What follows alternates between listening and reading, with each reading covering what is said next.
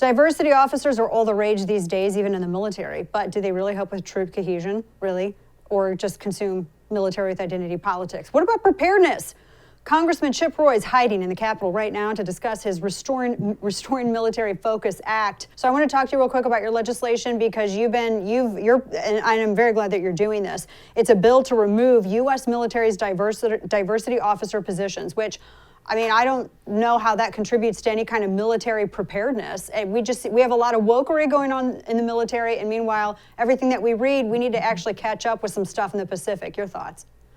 Well, Dana, one of the things that I get to do as a member of Congress is nominate individuals to be in the academies. And we had our big send-off for these young men and women about a month or two ago in San Antonio, where we've got a lot of military folks, as you know.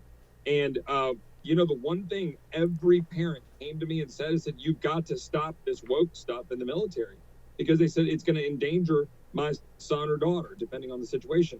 And, they've been watching all the stuff you and I are watching. We've got these positions that have been put in the Department of Defense. We've got these videos that have been put out talking about how we can recruit and be, sympathetic to those who come from parents with two moms or two dads or whatever.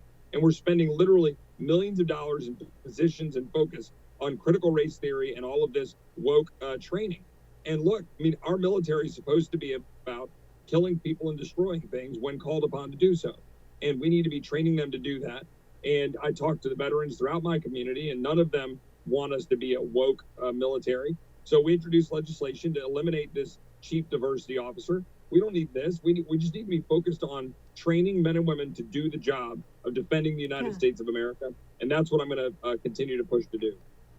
No, and I'm glad that you said that too. And the idea of having, diversity officer, diversity, skin color, ethnicity, religion, none of this stuff matters, because it's all about having one fighting force. It's all about cohesion, which suggests that those titles in the first place that's just completely oxymoronic to the point of what the military does. No, that's right. And this is the thing that the Democratic Party is doing. They're continuing to want to divvy us up by race. That's a quote from Chief Justice Roberts in some litigation about a decade ago.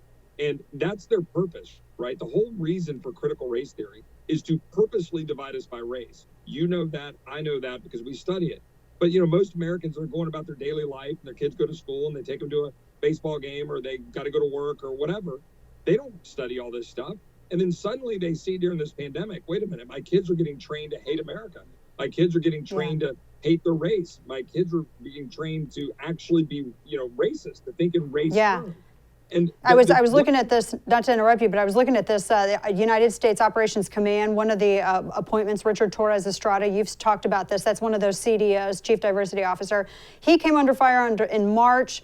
His critics were saying that he was sharing memes in June of 2020 where he was comparing Trump to Hitler. And I mean, the stuff that he talks about, he doesn't just, there's one thing to express a political opinion, and then there's another thing to run down people because of they think differently politically, and then expect everyone to kind of get over it. Let's have our cohesion, when apparently these officers like this guy's not expected to have it. So how are people who are under him expected to have it? Well, and then we had, on the other hand, we had the guy from Space Force, and you probably saw this story, who was, threatened to be fired, or maybe he was fired, I can't remember, for actually, putting out there that he was critical of this woke training. And so he comes out and says that, and then suddenly he's, either actually fired or facing being fired. And, that's what's wrong. And we're seeing that across the country, not just in our military. But with our military, it's particularly bad. And I want to give a shout out to my friend Dan Crenshaw, who's obviously a veteran and was injured in battle. And Dan's been great on this, right, and hitting this really hard. My friend Burgess Owens, obviously he's a black representative from Utah. He's been hitting this issue really hard across our government.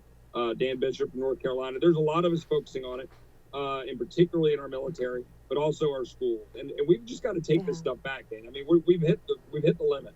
If we want to save this country, it's time now, and we've got to step up and do it.